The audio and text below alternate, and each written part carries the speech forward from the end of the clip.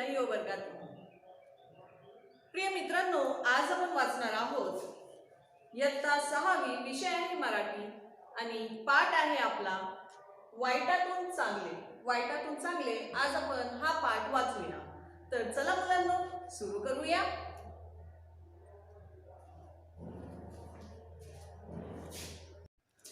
एका गावात 2 शेतकरी राहत होते. त्यांपैकी एक भाऊराव तर दुसरे बाबाराव.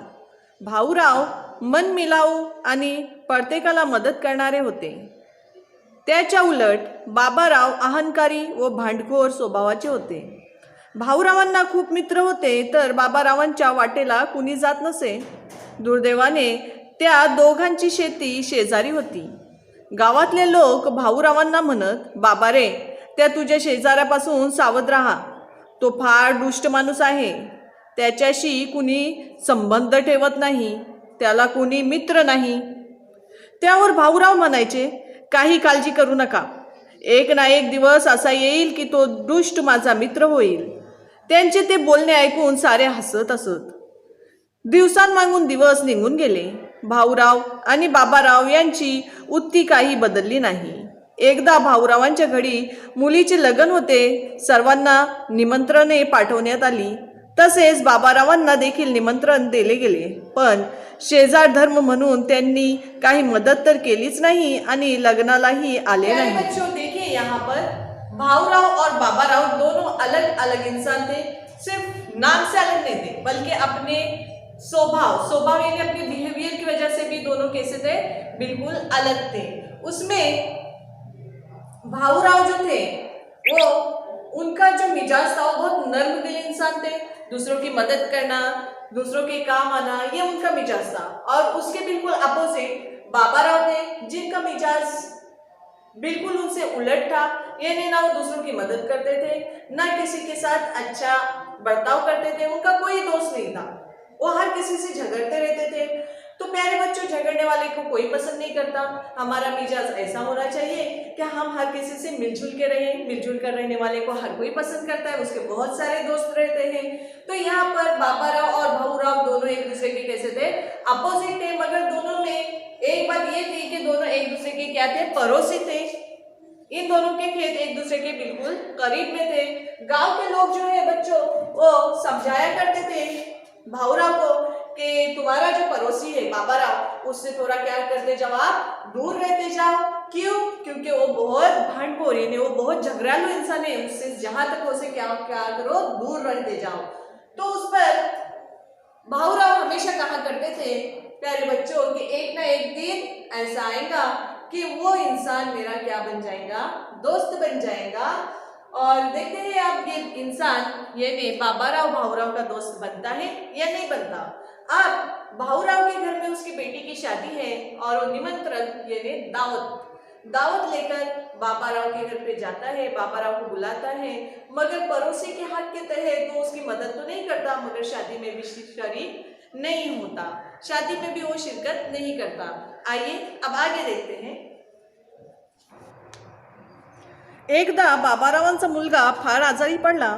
तेव्हा बाबाराव गावाला गेले होते. त्या गावात मोठा दवाखाना नसल्यामुळे मुलाला तातडीने शेजारच्या गावी दवाखान्यात नेणे गरजेचे होते. मुलाची आई नेणार कशी? त्यातच जोरदार पावसाला सुरुवात झाली. बाबारावांचा स्वभाव माहिती असल्यामुळे कोणीही मदतीला आले नाही. भाऊरावांना जेव्हा ही गोष्ट समजली तेव्हा ते पावसातही बैलगाडी घेऊन मदतीला आले. मुलाला तातडीने त्यांनी शहरात नेले. शहरातल्या डॉक्टरांनी मुलावर तातडीने उपचार केले. ते म्हणाले, जर या मुलाला दवाखान्यात आणण्याला थोडा उशीर झाला असता तर हा मुलगा काही वाचला नसता. हे ऐकून मुलाच्या आईला मोठा धक्का बसला. तिने भाऊरावांचे आभार मानले. गावाहून परत आल्यानंतर जेव्हा बाबारावांनी ही घटना समजली तेव्हा ते हादरले. ज्याच्याशी मी वाईट वागलो त्यांनीच आपल्या मुलाचे प्राण वाचवले. ही गोष्ट त्यांच्या मनाला लागून गेली.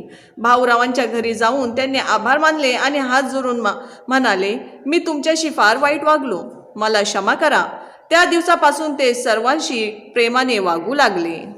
पहा आता काय झालं तर बाबाराव गावात गेले होते.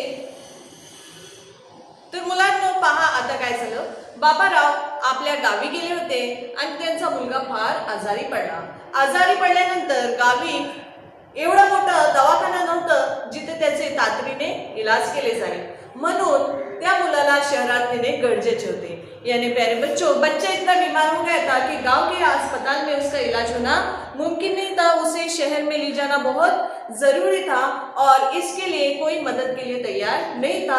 मगर जैसे ही भावराव को मालूम हो जाता है कि बच्चा बहुत बीमार है और उसको शहर में ले जाना जरूरी है, तो इतनी बारिश में भी ये बैलगाड़ी लेकर अपने निकल पड़ते हैं और बच्चे को शहर में लेकर आते हैं अस्पताल में. डॉक्टर कहता है कि अगर इस बच्चे को वक्त पर यहाँ पर न लाया गया होता तो शायद ही हम इसको बचा नहीं सकते थे. तो प्यारे बच्चों, जब ये बात बाबाराव को मालूम होती है तो बाबाराव देखिए यहाँ पे भाऊराव के घर पे जाते हैं और हाथ जोड़ के उनका आभार यानी उनका थैंक्स यानी उनका शुक्रिया अदा करते हैं. साथ ही उनसे माफी भी मांगते हैं कि आज तक मैंने तुम्हारे साथ इतना बुरा सलूक किया, इसके बावजूद भी तुमने हमेशा मेरी मदद की और इस बार का एहसान मैं कभी चुका नहीं सकता. इसके बाद इन दोनों में खूब मैत्री यानी बहुत दोस्ती हो गई. तो प्यारे बच्चों, दोस्ती करना है या दुश्मनी करना है हमारे ऊपर डिपेंड करता है. आपका मिजाज, आपका बिहेवियर ही आपकी शख्सियत है. यानी हमेशा प्यारे बच्चों अपने मिजाज में नरमी रखो, दूसरों की मदद करो. अगर हम दूसरों की मदद करेंगे तो दूसरे भी हमारी मदद करेंगे. तो सबके साथ अच्छा सलूक कीजिए. मिलते हैं अगली वीडियो में.